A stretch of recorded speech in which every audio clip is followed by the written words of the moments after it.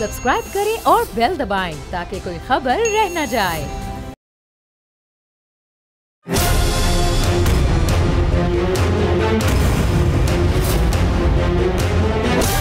From the Islamabad studios of Bold Network, it's time for Jameel Farooqi on National Debate.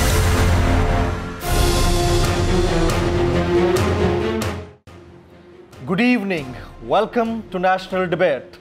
कानूनी और तकनीकी मुशगाफियों में फंसे पाकिस्तान के अवाम निगाहें रखे हुए हैं तो सिर्फ एक इमारत के ऊपर। पाकिस्तान की ये इमारत तमाम पाकिस्तानियों को उम्मीद नजर आती है, वाहिद उम्मीद। इस इमारत को तमाम पाकिस्तानी, पूरी कौम सुप्रीम कोर्ट ऑफ पाकिस्तान के नाम से जानती है। अब पार्लियामान के अंदर क्या होता है वो एक अलग बहस है, पब्लिक के अंदर क्या होता है वो एक अलग बहस है, सियासतदानों के अंदर क्या होता है अलग बहस है, बंद कमरों के अंदर क्या होता है अलग बहस है। लेकिन जिस बहस के ऊपर सबकी निगाहें हैं वो बहस है सुप्रीम कोर्ट ऑफ पाकिस्तान के उस 3 रुकनी बेंच से मुतालिक जो फैसला महफूज कर चुकी है और आने वाले चंद घंटों में या जिस वक्त ये प्रोग्राम ऑन एयर हो रहा हो शायद उस वक्त ये डिटेल सामने आ जाएं। लेकिन सवाल यहां पर यह बनता है कि फैसला कुछ भी आया, क्योंकि 2 मरतबा फैसला पहले आ चुका है, उस पर अमल दरामद कौन कराएगा, किस अंदाज से कराएगा और उसमें से निकलेगा तो आखिर क्या निकलेगा। क्योंकि जिन्होंने नहीं मानना उन्होंने नहीं मानना, उन्होंने 2 मरतबा भी आने वाले फैसले को साइड पर रख दिया, नहीं माना, अमल दरामद नहीं कराया और आने वाले दिनों में भी अगर यही कुछ होता है तो आखिर इसके ऊपर रिएक्शन क्या आएगा। अवाम पाकिस्तान जो महंगाई के अफरीद के नीचे दबे हुए हैं, रोजाना की बुनियाद के ऊपर इस जिन को जो कि बोतल से निकलता है उसकी गीदड़ भभकियों को सह रहे हैं, उसके जबर को बर्दाश्त कर रहे हैं, वो किस अंदाज से तमाम तर मामलात से नबरदार हो पाएंगे। सिर्फ कानूनी और आईनी मामलात अपनी जगह पर हैं, महंगाई का रोना अपनी जगह पर है और उसके ऊपर हमारे हुक्मरानों की शाखर्चियाँ अपनी जगह पर हैं। आज की नेशनल डिबेट में इसी पर बातचीत होगी। Agenda on the national debate पर बात करने से पहले हम बात करेंगे ट्रेंडिंग टुनाइट की। ट्रेंडिंग टुनाइट आज का हमारा हैशटैग है #कॉन्स्टिट्यूशनल क्राइसिस। #कॉन्स्टिट्यूशनल क्राइसिस जिसे जमील फारूकी कहते हैं। आप मेरा प्रोग्राम नेशनल डिबेट बोल न्यूज़ पर मुलाजा करते हैं। ऑन द डिबेट टुनाइट आज के हमारे मौजूद मेहमान में शामिल हैं जनाब इमरान इस्माइल साहब, पाकिस्तान तहरीक इंसाफ के सीनियर रहनुमा, साबिक गवर्नर सिंध। आज के हमारे दूसरे मौजूद मेहमान हैं नवीद मलिक हयात साहब, आप सदर हैं Islamabad high court bar association के। आज के हमारे तीसरे मौजूद मेहमान होंगे जनाब इरफान कादिर साहब, आप वकील हैं इलेक्शन कमीशन ऑफ पाकिस्तान के और साबिक अटॉर्नी जनरल ऑफ पाकिस्तान भी हैं। और आज के हमारे चौथे और आखिरी मौजूद मेहमान होंगे बोल न्यूज़ इस्लामाबाद के ब्यूरो चीफ, मारूफ कोर्ट रिपोर्टर जनाब सिद्दीक जान साहब। मैं साबिक गवर्नर सिंध जनाब इमरान इस्माइल साहब को प्रोग्राम के इस हिस्से में खुश आमदेद कहता हूँ। इमरान इस्माइल साहब, बहुत शुक्रिया आपके वक्त के लिए। फैसला जो भी आएगा मुनासिब आएगा ये कहा गया है, कब आता है इसका वक्त तय होना अभी बाकी है, कोई भी टाइम हो सकता है। पिछला जो फैसला था वो हमने देखा कितने दिन बाद आया, तो क्या एक्सपेक्ट कर रहे हैं आप लोग? मैं समझता हूँ कि इस वक्त जो मुल्क में हालात हैं, अगर तो टॉक्स कामयाब हो जाते हैं दोनों जमातों के तो शायद ज़्यादा बेहतर होता। पाकिस्तान तहरीक इंसाफ ने बड़ी फ्लेक्सिबिलिटी भी दिखाई। हमने जो हमारी डिमांड थी KP और पंजाब के इलेक्शन पहले कराने की, उससे भी हमने फ्लेक्सिबिलिटी दिखाई और हम इस बात पर आमादा हुए कि सारे मुल्क के इंतखाबात एक साथ करा लेते हैं। उस इंतखाबात कराने के लिए जो एक ज़रूरी कानूनी अमेंडमेंट चाहिए थी, उसके लिए उस कानूनी अमेंडमेंट के लिए जो नंबर असेंबली में चाहिए था उसको पूरा करने के लिए भी हम आमादा हुए कि हम 1 टाइम अमेंडमेंट ये कर लेते हैं ताकि ये हुकूमतें 90 दिन से ऊपर जो है वो कानूनी रहें, गैर कानूनी ना हो। मामला सिर्फ फंसा है डेट के ऊपर और डेट भी बहुत बड़ी इधर उधर नहीं थी, लेकिन कोई फ्लेक्सिबिलिटी PDM की हुकूमत ने ना दिखाई और उसकी एक बड़ी वजह ये रही कि ख़ुद PDM की हुकूमत के अंदर, बल्कि मैं कहूँगा कि मुस्लिम लीग नून के अंदर एक बड़ा रिफ्ट और बड़ी एक जंग जदल देखी गई। में स्टॉक शुरू होने से पहले ख्वाजा आसिफ ने कहा कि वक्त का ज़ियाँ है और इससे कुछ नहीं निकलेगा, ये फेल हो जाएंगी। शायद खाकान अब्बासी ने भी इसी तरह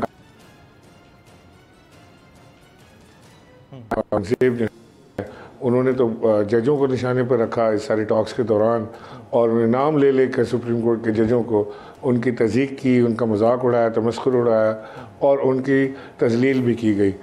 और इसी तरह हमने देखा था लाल चौधरी कुछ और कह रहे थे, कोई कुछ और कह रहा था। जो लोग टॉक्स में बैठे हुए थे वो मेरा ख्याल है कि अथॉरिटी उनके पास नहीं थी। वो बात करके वो बताएंगे, पूछ के बताएंगे, सोच के बताएंगे। हमें अपनी 13 जमातों से बात करनी होती है। वो 13 नहीं, मुझे लगता है 113 जमातों से बात करनी थी। 100 डिविजन तो मुस्लिम नून के अंदर ही हैं। लेकिन इमरान इस्माइल साहब, कितना अनफॉर्चुनेट होगा कि वो शख्स जिसके ऊपर आप हमेशा तबर्रा करते रहे, जो अपने मुल्क में वापस आने की गारंटी कभी नहीं दे पाए थे पिछले 5 साल में, वो आपके साथ इंतखाबात की एक डेट की गारंटी देने के लिए उस साइड से बैठे थे, एंड दैट वाज डार साहब। तो कितना अजीब बात थी कि आप उनके साथ टेबल पे मुज़ाकरात के लिए बैठे हुए थे, यानी आपके लोग। देखिए, हम बैठे थे इस कोर्ट के कहने के ऊपर। कोर्ट ने क्योंकि ये एडवाइस की थी और पाबंद किया था कि आप लोग बैठ के बात करें, तो हम बैठ के बात कर रहे थे। वरना जाहिर है कि हमने आज तक कोई बात इनसे नहीं की, तो हम अब क्यों करते हैं। हम अपना तरीका कार जो भी है हमारा, आप सही कहें या गलत, उसको हम अपनाते। हम आवाम के पास जाते, हम कोर्टों में जाते, हम अपनी जंग लड़ते। लेकिन यहाँ पर हम जो बैठे हैं, ये सिर्फ हम सुप्रीम कोर्ट के एहतराम में, सुप्रीम कोर्ट के जो ख्वाहिश थी उसके मुताबिक हम वहाँ पर बैठे हैं। अब आगे आप लोग क्या करेंगे? What next sir, and what's the way forward? हम अभी तो हम इंतज़ार करेंगे सुप्रीम कोर्ट का कोई फैसला आ जाए, क्योंकि सुप्रीम कोर्ट ने जो फैसला दिया था 14 मई का, जाहिर है कि सुप्रीम कोर्ट उसे रिवर्स तो नहीं कर सकती, रोल बैक तो नहीं करेगी। तो सुप्रीम कोर्ट उस फैसले की रूह से अब क्या फ़ैसला देती है, और जो फैसला सुप्रीम कोर्ट देगी वो हतमी होगा। कल हमने एहतजाज रखा है ऑलरेडी। एक ये समझ लें कि हमारी जो मुहिम शुरू होने वाली है उसकी तैयारी का है, या जिस तरह भी आप समझें, लेकिन अदलिया के साथ यकजहती का इज़हार करते हुए पूरे पाकिस्तान में हमने बड़े शहरों में एहतजाज रखा है। तो उस कल से हम आगाज़ करेंगे और फिर हम इसको बढ़ाते जाएंगे। आपको मालूम है कि इमरान खान साहब ये ताकत रखते हैं कि वो आवाम को बाहर लाएं और उनके हकूक़ के लिए एक जंग-ओ-जदल और जद्दोजहद का आगाज़ करें। तो इंशाल्लाह हम थके तो नहीं है, हम दोबारा से इस जंग का आगाज़ करेंगे। बड़ी अच्छी बात है। अब यहाँ पर यह सवाल भी है कि पाकिस्तान की सियासी जमातों का एक वतीरा रहा है, गो के तहरीक इंसाफ इससे एक्सक्लूडेड है, क्योंकि आपने वो डिप्टी स्पीकर की रूलिंग वाले मामले के ऊपर जो फैसला था उसको मिन्नो-अन तस्लीम किया। अब अगर फैसला आता है कि अक्टूबर के किसी भी हफ्ते के अंदर इंतखाबात एक साथ होने चाहिए, केपी और पंजाब को मिलाकर, तो आप लोग उसके ऊपर एहतजाज करेंगे, एक्सेप्ट करेंगे? देखिए, हमने आज तक पाकिस्तान तहरीक इंसाफ की तहरीक रही है, हमारी हुकूमत उलट गई।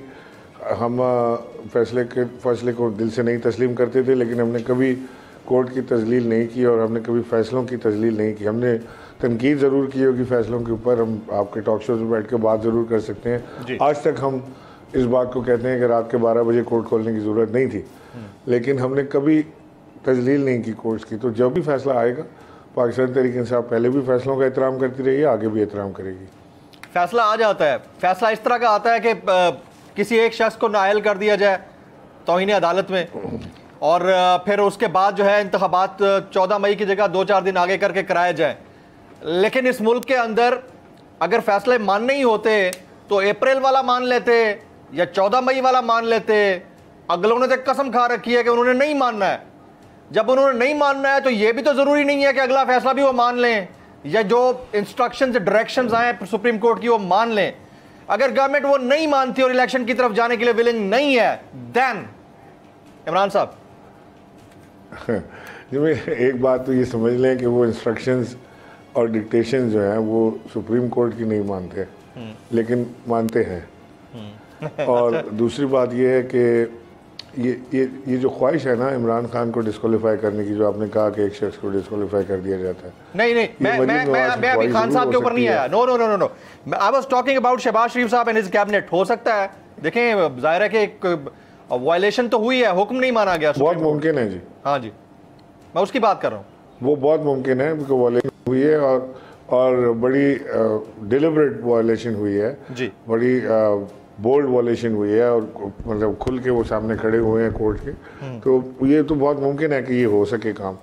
और ये ना मानने वाली बात जो है ना, ये मेरा ख्याल है अब छोड़ दें। आज जो चीफ जस्टिस साहब ने बात की है कि सुप्रीम कोर्ट को अपने फैसलों पर अमल कराना आता है और उनके पास ये ताकत आईनी तौर से मौजूद है कि वो अपने फैसलों पर अमल कराएं, तो उस एक्सटेंट पे अल्लाह करे कि उनको ना जाना पड़े, लेकिन उनके फैसलों पे अमल होना चाहिए। वरना तो हम दाना बन जाएंगे, तो जहाँ न कोर्ट लगती है न कोर्ट के फैसलों को कोई मानता है, जिसकी लाठी उसकी भैंस चलती है। हर गली में एक दादा बदमाश होता है, हर मोहल्ले का एक गुंडा होता है, वो अपना मोहल्ला अपने तरीके से चलाता है और मुल्क का सत्यानाश होता है।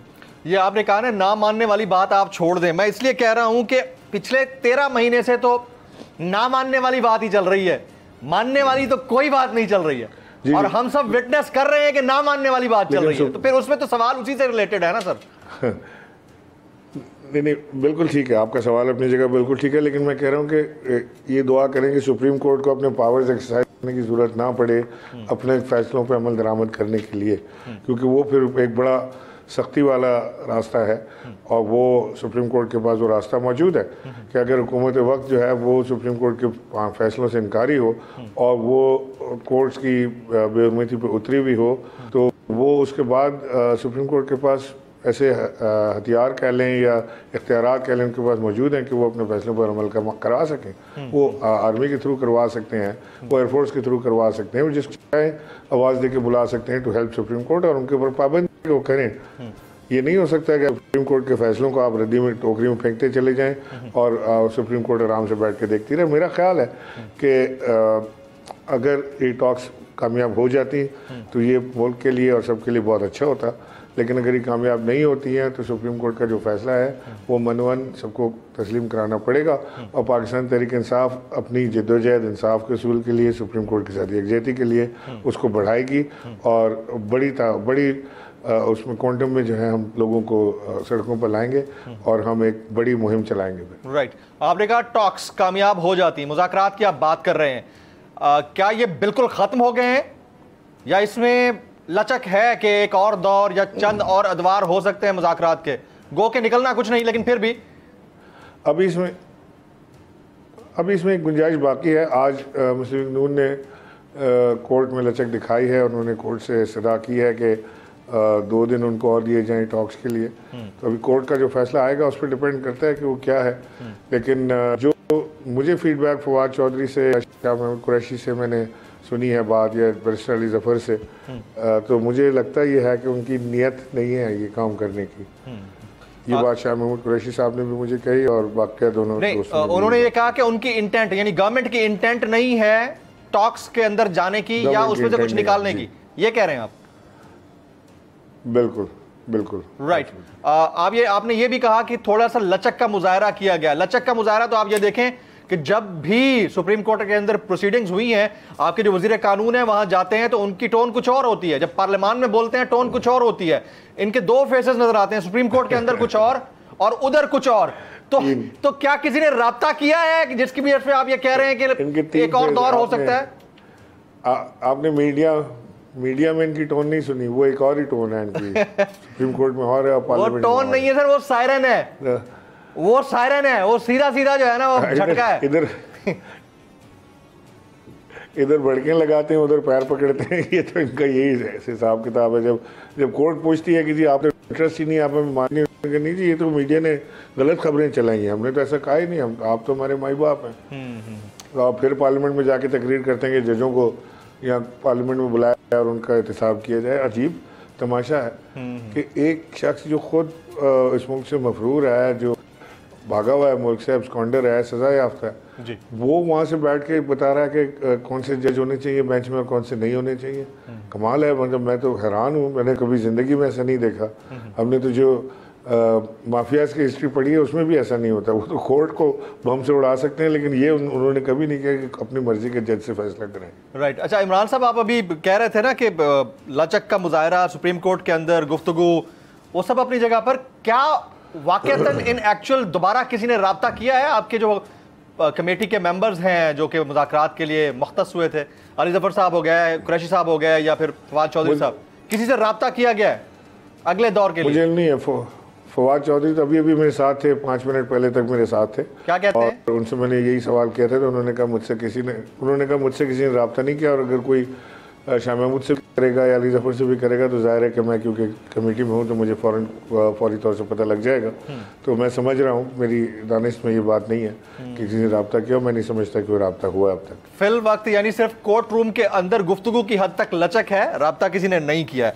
चलें अब नेक्स्ट इंपॉर्टेंट चीज़ की तरफ जाते हैं, वो ये है कि तोशा खाना केस में साबिक वज़ीर-ए-आज़म इमरान खान साहब के ऊपर फ़र्द जुर्म आयद करने का फैसला किया गया है, एक तारीख भी सामने आ गई है। ये कितना अनफॉर्चुनेट होगा, इसको किस तरह डिफेंड किया जाएगा, क्योंकि प्रोसीडिंग्स फिर शुरू हो जाएंगी जब चार्ज फ्रेम हो जाता है। तो इसमें दो चीज़ें हैं जमील सर। एक नंबर 1 तो ये कि खान साहब क्योंकि बाई इलेक्शन लड़े थे, 8, 9, 11 बाई इलेक्शन लड़े थे, तो उसमें जो उनके पेपर्स दाखिल किए थे और जो उनके पेपर में इतराज़ात आए थे उनको मैंने कंटेस्ट किया था आरोज़ के सामने। जी जी जी। तो मैं हैंड्स ऑन इसका गवाह हूँ और मैंने देखा है और मेरे पास इसके शवाहिद हैं जो कोर्ट में भी पेश किए जाएंगे कि इमरान खान साहब ने जो कुछ भी तोशा खाना से लिया वो उन्होंने नंबर 1 तो पहले 20% पैसे दे के ऑफ द वैल्यू आप ले सकते थे, खान साहब ने उसको 50% किया और फिर उन्होंने जो कुछ भी लिया अपने टैक्स पेपर्स में डिक्लेयर किया बाकायदा। ठीक। हमने ये बात की थी कि जी तोशा खाना का केस खोलें, सबका खोलें। जी जी। अब जब सबके केसेस खुले तो इन्होंने मर्सिडीज़ बेंज गाड़ियाँ, BMW गाड़ियाँ, जो कि गाड़ियाँ आप किसी कीमत पर भी नहीं ले सकते, बाय लॉ इजाज़त नहीं है, वो भी इन्होंने ली। इन्होंने तो पाइनएप्पल के कैन तक नहीं छोड़े वहाँ पे अंदर, तो इन्होंने तो बिल्कुल हाथ साफ किया उसके अंदर और किसी इनकी डिक्लेरेशन में मौजूद नहीं है। यानी मजबूत से जब सवाल किया गया कि जो BMW आप चलाती रही, यूज़ करती रही साल साल, वो तोशा खाना से ली गई थी, तो उन्होंने कहा मुझे नहीं पता, मेरे पास BMW थी। तो उनको यही नहीं पता कि BMW भी थी उनके पास, वो तोशा खाना से लेके चलाती रही। उन्होंने कहा जी मेरा ख़ानदानी मामला होगा। तो वो सारी चीज़ें खोलें, सबको लाएं। इमरान खान साहब तो अपनी सफाई में जो कुछ उन्होंने कहना है, डॉक्यूमेंट्स पेश करने वो पेश करेंगे, लेकिन ये हर बार सिर्फ इमरान खान का एहतसाब क्यों होता है? और फॉरेन फंडिंग केस का हुआ, हमने इन्हें कहा कि जी हमारे डॉक्यूमेंट्स ये रहे, अच्छे हैं बुरे हैं जैसे हैं ये मौजूद हैं, आप उसको देख लें। उसमें से कुछ ना निकला। हमने इन्हें कहा कि जी अब PMLN और पीपल्स पार्टी का भी ज़रा मंगा लें साहब कि इनके पास फंड कहाँ से आता है, तो वो उन्होंने उनका फंड नहीं मंगाया।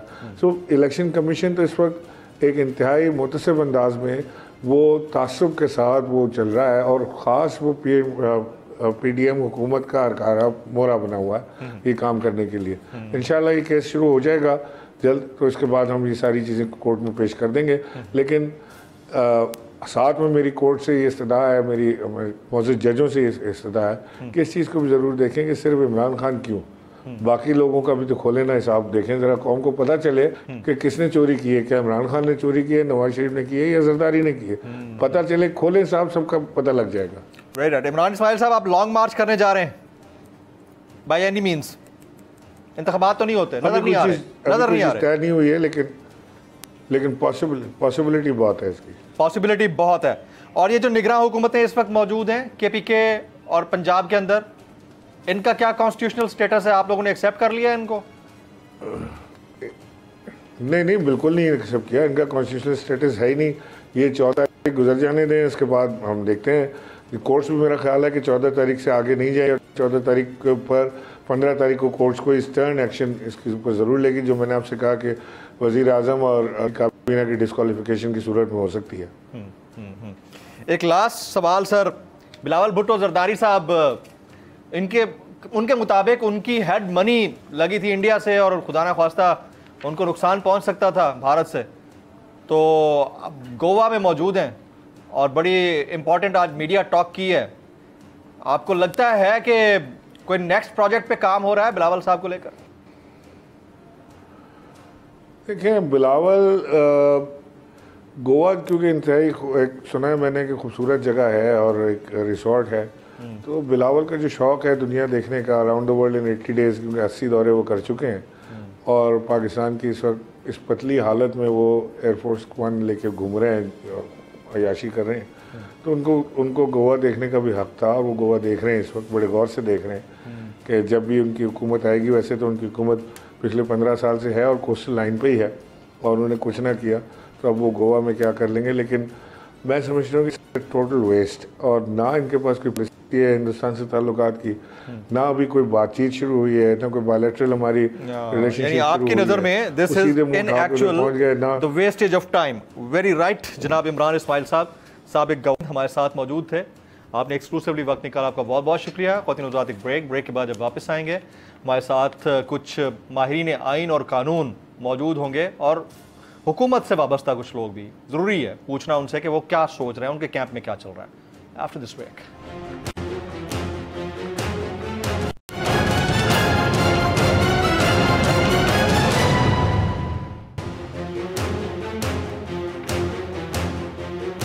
मैं अपने तमाम मौजूद मेहमानों को प्रोग्राम में खुश आमदेद कहता हूँ। पहला सवाल मेरा इरफान कादिर साहब से होगा, साबिक अटॉर्नी जनरल ऑफ पाकिस्तान और आजकल वकील हैं इलेक्शन कमीशन ऑफ पाकिस्तान के।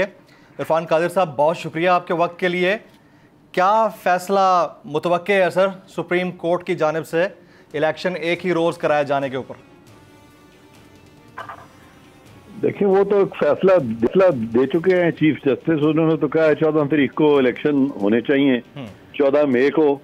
और मैं तकरीबन 1-1.5 माह पहले कह चुका हूँ कि सवाल ही नहीं पैदा होता, 14 को इलेक्शन नहीं होंगे।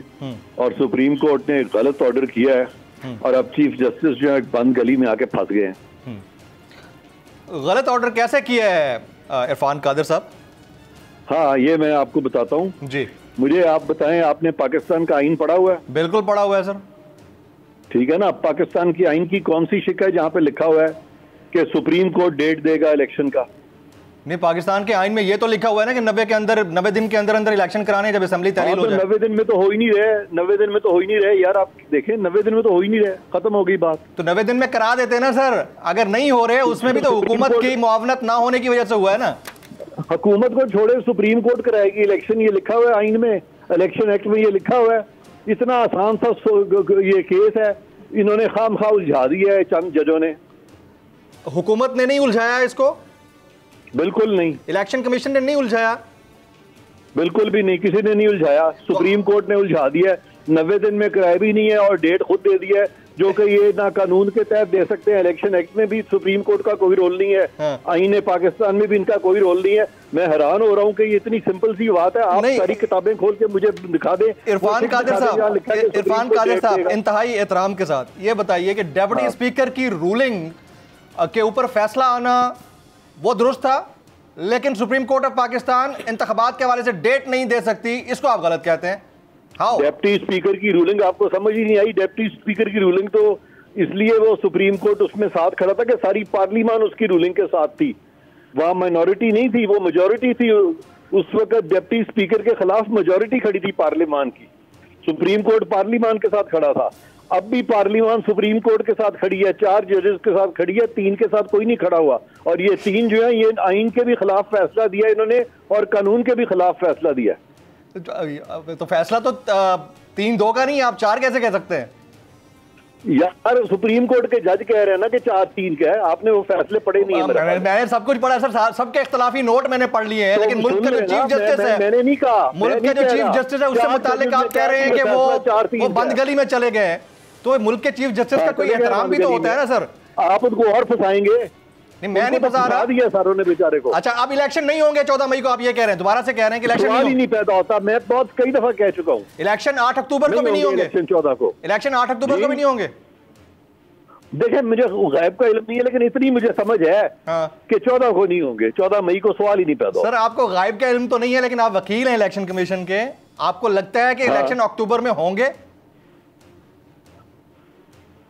अगर हुए तो ये देखें, ये लीगल क्वेश्चन नहीं है ना सर। लीगल क्वेश्चन वो था कि सुप्रीम कोर्ट का फैसला लीगल है कि नहीं है। चूंकि इलीगल है, 14 मई को नहीं होगा। प्ली ये है कि पैसा नहीं है ना, पैसा नहीं है, सिक्योरिटी नहीं है, ये मामला आते हैं 3 महीने में, पैसा कैसे अरेंज हो जाएगा? किसकी प्ली है? पैसा नहीं है तो इलेक्शन कमीशन कह रहा है ना कि हमारे पास पैसे नहीं है।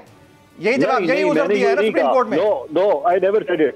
मैं वहां बतौर वकील के जब पेश हुआ था, तो मैंने बिल्कुल डिफरेंट बातें की थी। मैं बहुत सारा जो इलेक्शन कमीशन का ये जो स्टांस है उससे मैं नहीं एग्री किया था। हाँ, अच्छा, आप इलेक्शन कमीशन के स्टांस से एग्री नहीं करते थे तो उसकी वजह ये है कि मैंने कॉन्स्टिट्यूशन का स्टांस लिया था। मैं फॉलो करता हूँ कॉन्स्टिट्यूशन को। और मैंने इलेक्शन कमीशन ने बाद में जब इस ऑर्डर को मानने की कोशिश की तो मैंने उसको क्रिटिसाइज किया था, क्योंकि तब तो फैसला आ चुका था और तब मैं वकील नहीं था जब मैंने इसको क्रिटिसाइज किया था फैसले को। तो चीफ जस्टिस पाकिस्तान के 3 रुकनी बेंच का जो फैसला है उसको आप एक्सेप्ट नहीं करते बतौर वकील? वॉइड एब इनिशियो। अच्छा, तो ये कंटेम्प्ट नहीं है आपकी नजर में? ये कंटेम्प्ट नहीं है? कंटेम्प्ट तो चीफ जस्टिस ये 3 जजेस कर रहे हैं 4 जजेस के फैसले की। अच्छा, और अब पार्लियामान अब मेजॉरिटी में है जो पार्लियामान के अंदर हो रहा है? पार्लियामान में क्या हो रहा है? पार्लियामान में जो रोजाना की बुनियाद पर स्पीचेस हो रही हैं, या पार्लियामान जो प्रिविलेज कमेटी बना रही है, पार्लियामान जो बिल्स पास कर रही है, वो मेजॉरिटी में है? ठीक कर रही है, क्योंकि सर मैं स्ट्रेंथ की बात कर रहा हूं सर, मैं स्ट्रेंथ की बात कर रहा हूं। बगैर पीटीआई के वो कॉन्स्टिट्यूशनल अमेंडमेंट नहीं कर सकती। पार्लियामान इस वक्त सुप्रीम कोर्ट के साथ खड़ी हुई है। पार्लियामान 4 जजेस के साथ खड़ी है, 3 जजेस के साथ नहीं खड़ी। तो अपनी सुप्रीम कोर्ट बना रही है। बहुत बहुत शुक्रिया आपका इरफान कादिर साहब का, बहुत बहुत शुक्रिया। आपका पॉइंट आ गया, आपका बहुत बहुत शुक्रिया। मैं आपने बाकी गेस्ट आपका बहुत बहुत शुक्रिया। भले तस्वीर रखे, मैं दोबारा मौका मिलेगा पूछ लूंगा। सर सुन लिया आपने गुफ्तगू, वकील है इलेक्शन कमीशन ऑफ पाकिस्तान के नवीद भाई, ये तो बिल्कुल कॉन्फ्रंटेशन की कैफियत आ गई। मुझसे किसी ने पूछा एक दिन पहले कि आगे क्या होगा, मैंने कहा आगे तसादुम होगा, इसके अलावा कुछ नहीं होगा। आपको क्या लगता है? बिल्कुल सर, जिस तरह के हालात जा रहे हैं, मैं ये समझता हूँ कि ये मुल्क के जो अहम सतून हैं वो आपस में टकराने जा रहे हैं, जो मुल्क के लिए बड़ा ख़तरनाक है। जो आपने पहले बात की कि जो पार्लियामेंट में स्पीचेस हो रही हैं, मैं ये समझता हूँ कि ये गलत रविश है।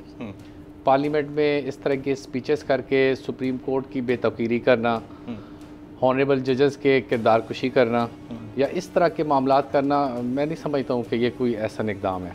देखिए, अगर कोई फ़ैसला है, चाहे 3-2 का है, चाहे 4-3 का है, उसके लिए आप कानूनी कार्रवाई इख्तियार करें ना। देखिए, आप उसको आएँ, उसको चैलेंज करें, अदालत के अंदर अपना मौक़िफ़ रखें, अदालत के अंदर अपना जो बयान कर सकते हैं जजेस के सामने करें, उस बेंच के सामने करें।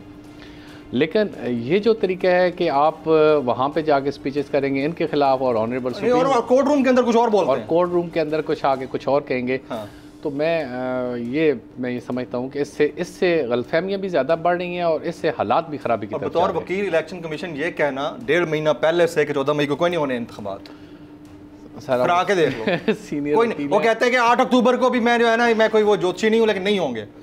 चले वो नहीं होने की बात अभी नहीं कर रहे, लेकिन उनकी जो टेम्परामेंट है उससे ये लग रहा है कि उन्होंने भी ना ही समझो वो देखिए। हाँ नहीं है, मैं उस पर कमेंट नहीं करता, सीनियर वकील है, लेकिन मैं ये समझता हूँ कि सुप्रीम कोर्ट के हवाले से वेस्टेड इंटरेस्ट होते हैं। आप तो इस चीज़ को जानते हैं कि अटॉर्नी जनरल रहे हैं, बदनूरी के साथ एफिलिएशन है, कैसे नहीं हो सकते। सिद्दीक जान, बहुत शुक्रिया आपके वक्त के लिए, आप स्टूडियोज़ में हमारे लिए बाकियों को छोड़कर बैठे हैं। क्या हो रहा है, क्या निकलेगा इसमें से? कि इलेक्शन कमीशन के वकील की गुफ्तगू और लैंग्वेज आप सुन रहे हैं, ये तो कॉन्फ्रंटेशन है सीधी सीधी। देखें, अब मैं तो क्योंकि वो गुस्ताखी मैंने नहीं की इरफान कादिर साहब से पूछने की, वरना उनसे पूछना चाहिए था कि वो ये कह रहे हैं कि सुप्रीम कोर्ट ने तारीख नहीं देनी, तो फिर तारीख किसने देनी? दो हो सकते हैं। पूछ चुका था पहले, ये दोबारा एक गवर्नर ने देनी है या इलेक्शन कमीशन ने? एग्जैक्टली, ठीक है। अच्छा, सदर ने दी थी तारीख, तो उसको इन्होंने माना। सेक्शन 57 के तहत प्रेसिडेंट जो है, इलेक्शन एक्ट की सेक्शन 57 के तहत इलेक्शन जो है वो जो प्रेसिडेंट है वो इलेक्शन की डेट अनाउंस करेगा, और जो इलेक्शन शेड्यूल है वो इलेक्शन कमीशन। ऐसा ही किया था ना पहले, प्रेसिडेंट ने कह दिया था ना मुशावरत के बाद जो पहली डेट आई थी। उस पर सुप्रीम कोर्ट का फैसला ये था, हुआ ये, देखें मसला है क्या, 3 तरह होती है ना, 3 तरह से। या ये होता है कि असम्बली अपनी मुद्दत पूरी करके और खुद असेंबली की डिसॉल्व हो जाएगी, ज़ाहिर है इंटरम आएगा, ठीक है। अच्छा, लेकिन उसमें फिर ये बताया गया कि अगर ये सूरत हाल होगी और तमाम सूबों में और कौमी असम्बली में, तो वो फिर सदर तारीख देंगे। ठीक है, ठीक है। एक है कि अगर इस असम्बली भेजी जाती है असम्बली की तहलील की और गवर्नर उस पर दस्तखत कर देते हैं तो गवर्नर देगा, जो कि KPK के मामले में सुप्रीम कोर्ट ने फैसला दिया कि गवर्नर KPK देंगे, क्योंकि उन्होंने दस्तखत कर दिए। बिल्कुल ठीक। पंजाब के गवर्नर ने कहा कि क्योंकि मैंने दस्तखत ही नहीं किए और 48 घंटे का जो टाइम था वो मुकम्मल होने के बाद असम्बली खुद ब खुद तहलील हो गई, तो मैंने जब दस्तखत ही नहीं किया तो मैं इलेक्शन की तारीख क्यों दूँ? इस पे फिर सुप्रीम कोर्ट ने ये फैसला दिया, जिस पे आपको याद है कि सदर ने फिर अपना वो वापस ले लिया था पंजाब की हद तक, सॉरी KPK की हद तक, पंजाब वाला तो उन्होंने। हाँ, उस पर फिर सुप्रीम कोर्ट ने ये कहा कि यहाँ पे जहाँ पे इस तरह की सूरत हाल होगी, तो फिर इसलिए सेक्शन 57 में जो नवीद साहब ने बात की, फिर सेक्शन 57 रखने की क्या जरूरत है? क्योंकि ये भी कहा गया कि ये जी गलत हो गया, हमसे ये नहीं रखना चाहिए था।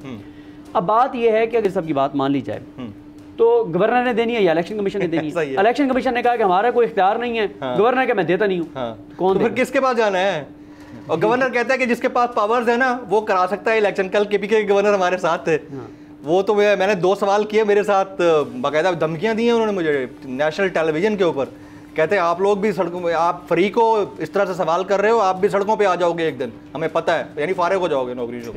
ये हालात है मुल्क के। इलेक्शन होंगे, देखें 14 मई को इलेक्शन होंगे, नहीं हो रहे, 14 मई को इलेक्शन नहीं हो रहे। अक्टूबर में होंगे, अक्टूबर में मेरा ख्याल है अक्टूबर से पहले होंगे। हाँ, हो जाएंगे इलेक्शन हो जाएंगे। Are you convinced? बिल्कुल, but I am not. Sir election हो जाएंगे? मुझे नहीं नजर आ रहा। सदर Islamabad high court bar association के आप होप दे रहे हैं, होप देना अच्छी बात है, लेकिन जो हालात बने हुए हैं उसमें आपको लगता है कि इलेक्शन सूट करते हैं पीडीएम को, पीएमएलएन को, प्लस सबको अच्छा। नहीं, वो कल हाजी साहब थे ना हमारे साथ। हाँ। हाजी साहब, हाजी क्या नाम है उनका? गुलाम हाजी गुलाम अली नाम है उनका यार, हाजी गुलाम अली साहब। हाँ। तो मैंने कहा गुस्ताखी हो जाएगी कि मैं हाजी ना कहूँ तो नाम ही ले लेता हूँ। आजकल एफआईआर हो रही है, उसके ऊपर एफआईआर हो रही है ना, तो फिर मैं थोड़ा सा देखिए, मैं आपको बताऊँ मैं किस वजह से कह रहा हूँ। देखें, बात यह है कि एक तो निगरान हुकूमतों के हवाले से डिसीजन होने जा रहा है अगले 10-12 रोज़ में, ठीक है। सुप्रीम कोर्ट इस पर फैसला देने जा रही है कि इनकी आईनी क्या हैसियत है। दूसरी बात यह है कि देखें, जो क्राइसिस सोमवार के दिन से शुरू होने जा रहा है ना, वो क्राइसिस अब ज़्यादा देर चल नहीं सकता। आज ख्वाजा साद रफीक साहब ने अदालत में एक बहुत खौफनाक बात किया है। उन्होंने इंडिया दिया है, उन्होंने डराया है जजेस को 3 चीज़ों से। पहला, उन्होंने जो सबसे ज़्यादा डराया, उन्होंने मार्शल आर्ट से डराया। तरीका वारदात यही है, नाम लिए बगैर उन्होंने कहा कि जी बस फिर जमहूरियत जारी है। दूसरा, उन्होंने डराया कि जनाब आप इलेक्शन अगर कराएंगे, जो आइन की रिक्वायरमेंट है, तो जब रिजल्ट नहीं माना जाएगा, तो पहले भी मुल्क टूट गया था इलेक्शन के नज़ारी ना मानने पर। तीसरा, उन्होंने कहा कि अगर पंजाब में पहले इलेक्शन हो गए तो फिर उसमें मसला ये होगा कि छोटे सूबे जो हैं वो पहले ही कहते हैं कि पंजाब डोमिनेट करता है, तो वो एक सूबों के दरमियान एक मामला गड़बड़ हो जाएंगे। हालांकि ये वही लोग हैं जिन्होंने जाग पंजाबी जाग वाला इन लोगों ने वही नारा लगाया, ठीक है। अब वो ये डरा रहे थे सुप्रीम कोर्ट को। देखें जमील भाई, जो इस वक्त अदम इस्तेकाम है ना, आज सुप्रीम कोर्ट में खुद इन लोगों ने माना कि सियासी अदम इस्तेकाम है, मुआशी अदम इस्तेकाम है, आइनी बहरान है, मुआशी बहरान है, सिक्योरिटी का इशू है। ये 5 चीज़ें इस तरह से लंबा अरसा चल नहीं सकती। आपको मामला किसी तरफ लगाना है। और एक और बात जी, 13 अगस्त को असम्बली, शहबाज शरीफ साहब वैसे ही इनकी असम्बली की मुद्दत टाइम खत्म हो रहा है। हाँ ठीक है, टाइम खत्म हो रहा है। तो मुझे बताएं कि वैसे भी तो इन्होंने अक्टूबर में तो खुद अनाउंस किया होगा। 4 महीने में कौन सी चीजें ठीक हो जाएंगी? ठीक है, that is very common question है। कुछ चीजें ऐसी हैं, कुछ ऐसी चीजें और होने वाली हैं जो कि अच्छा नहीं, एक है कि जिन पे अंदाजे होते हैं ना ये होगा या नहीं होगा। कुछ हैं जो तयशुदा है कि वो होनी है, जो होनी है आई मीन बाय डिजाइन, वो यानी आईनी और कानूनी तौर पे। अच्छा। वो क्योंकि आपको पता है आजकल बड़े मसाइल हैं। ब्रेक में आपको बता दूंगा जो होनी है, यानी जो आज से पता है कि भाई किसने कब कहाँ जाना है, उसके बाद इस शिद्दत से चीजें बरकरार नहीं रह सकेंगी, नहीं रह सकेगी। राइट सर, अगले 4 महीने में ऐसा क्या हो जाएगा जो अभी नहीं हो सकता? यानी 2 असेंबलियां जिनके तहलील होने के 90 दिन के अंदर अंदर कराना चाहिए था, जिन्होंने कराना था वो कह रहे थे 90 दिन में तो वैसे नहीं हुए, तो अब क्यों कराए? यानी 90 दिन में अगर नहीं हुए तो 9 साल भी नहीं कराएंगे। पहले तो यही फार्मूला चलता रहा ना, 9 साल 11 साल 7 साल यही चलता रहा ना। आपको लगता है अक्टूबर में होंगे? और अगर नहीं होंगे तो what could be the reason? I mean देखिए, मुल्क के जो हालात जिस तरफ ये सियासतदान लेके जा रहे हैं, मेरा ख्याल है कि इस वक्त सियासतदानों को बड़ी अक्लमंदी का मुजाहरा करना चाहिए। नहीं तो ये हालात उस तरफ लेके जा रहे हैं कि ये सारे पछताएंगे, ये सारे फिर बैठ के जमहूरियत को भी रोएंगे और आइन को भी रोएंगे, जो मुझे नज़र आ रहा है। क्योंकि जब आप किसी मुल्क में सुप्रीम कोर्ट की रिस्पेक्ट नहीं होगी, जब किसी मुल्क में पार्लियामान की रिस्पेक्ट नहीं होगी, जब एग्जीक्यूटिव इदारे किसी की बात नहीं मानेंगे, तो उस मुल्क का तो फिर खुदा ही आफस है। आप देखें, दूसरा जो है इलेक्शन के हवाले से, जो इस वक्त अगर 14 मई को नहीं होंगे, अगर पॉजिटिव साइड पे देखें तो मेरा ख्याल है कि वो ये नहीं कहते कि पैसे नहीं हैं, कि डबल पैसे खर्च करने से एक ही दफ़ा इलेक्शन हो जाए, जनरल इलेक्शन, तो उसमें ये है कि थोड़ा सा स्टेबल हो जाएगी गवर्नमेंट, थोड़ा सा स्टेप वो गवर्नमेंट ले कि उसको 1 महीना पहले ले आए, 2 महीने पहले ले आए, इसको 1-2 महीने आगे ले जाएं, दोनों अपनी जो है वो थोड़ा सा एक पॉजिटिव फ्लेक्सिबिलिटी। मेरा ख्याल है कि अगर मुल्क की सालमियत चाहते हैं तो दोनों को थोड़ी थोड़ी फ्लेक्सिबिलिटी दिखानी पड़ेगी। और फिर अभी देखें जो इनके मुज़ाकरात हो रहे हैं, उनमें आपस में उनका ये इत्तफाक हो गया कि इकट्ठे इलेक्शन कराए जाएंगे, बाकी चीज़ों पे इत्तफाक हो गया, डेट कब कराए जाएंगे इस पे डिस्प्यूट अभी तक बरकरार है। तो जहाँ डिस्प्यूट रहनी थी वहाँ रहने दी गई ना, वहाँ रहने देगी। और अब वो आप बेहतर समझते हैं कि वो डेट जो गवर्नमेंट है वो कौन सी चाह रही है और जो दूसरी पार्टियां हैं वो एक लास्ट क्वेश्चन आपसे सर, ये जो निगरान हुकूमत है पंजाब की और KPK की, इसका क्या आईनी स्टेटस है इस वक्त? तो मैं ही नहीं समझता हूँ। ये जो इलेक्शन कमीशन के कोई वकील है, फरमा ये तो रहे थे कि 90 दिन के अंदर और ये और वो, तो 90 दिन के बाद उसका क्या कॉन्स्टिट्यूशनल स्टेटस है भाई? कोई बताना चाहेगा? क्या इलेक्शन कमीशन दोबारा इंटरिम सेटअप आना चाहिए ना? क्या ख्याल है अगर 90 दिन गुजर गए? इसमें ये भी हो सकता है सुप्रीम कोर्ट एडमिनिस्ट्रेटर लगा दे। यस, एडमिनिस्ट्रेटर ऐसा ये दिस इज द गवर्नर या गवर्नर चार्ज ले क्योंकि कॉन्स्टिट्यूशनल पोस्ट है उनके पास। वेरी राइट जी। सिद्दीक जान साहब तशरीफ लाए, आपका बहुत शुक्रिया। नवीद भाई आप तशरीफ लाए, आइंदा हम कोशिश करेंगे ज़रा लंबा इसके लिए टाइम निकालें। तो ख्वातीन और हज़रात, हमारी ख्वाहिश तो यही है कि जमहूरी और आइनी प्रोसेस जो है वो चलता रहे।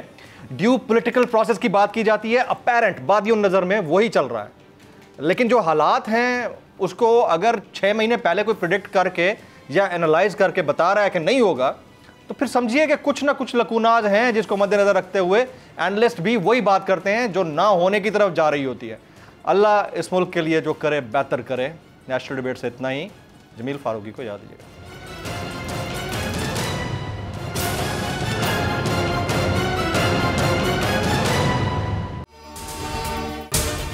अगर आपको ये वीडियो पसंद आई हो तो सब्सक्राइब कीजिए और बेल आइकन जरूर हिट कीजिएगा। हवाए नफ्स की है हुक्मरानी, लुटेरा कर रहा है पासबानी।